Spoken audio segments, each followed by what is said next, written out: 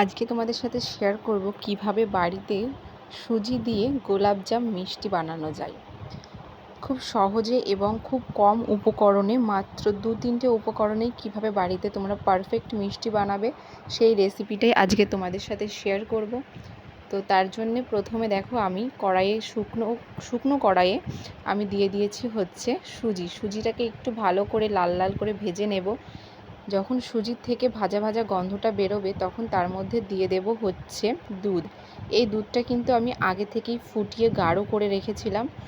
তো দুধটা আমি দিয়ে দেব, দিয়ে খুব ভালো করে আমি এটাকে একটু কুক করে নেব। কড়াইয়ে দিয়ে একভাবে নেড়ে চেড়ে কিন্তু এটাকে করতে হবে, না হলে কিন্তু দলা পাকিয়ে যাবে। তার জন্য একভাবে এটাকে নেড়ে রাখতে হবে। তো দেখো আমি যেভাবে এটা বানাচ্ছি, তো এর মধ্যে আমার আরও একটু দুধের প্রয়োজন ছিল, যেটা আমি বুঝতে পারলাম। তো তারপরে আমি আবারও কিছুটা দুধ অ্যাড করেছি। তো তোমরাও এভাবে দেখে প্রয়োজন মতো দুধ অ্যাড করবে।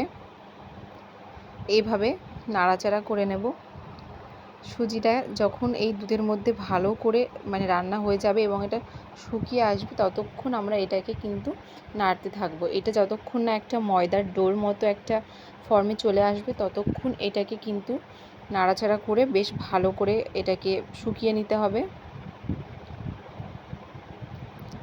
তো দেখো আমার এই ডোটা কিন্তু প্রায় হয়ে এসেছে, একদম শুকনো হয়ে এসেছে, ময়দার ডোর মতো হয়ে গেছে। তো এই পর্যায়ে কিন্তু আমি এই সুজির মিশ্রণটাকে নামিয়ে নেব। তো দেখো আমি এটাকে নামিয়ে একটা প্লেটে নিয়ে বেশ ভালো করে ঠান্ডা করে নেব।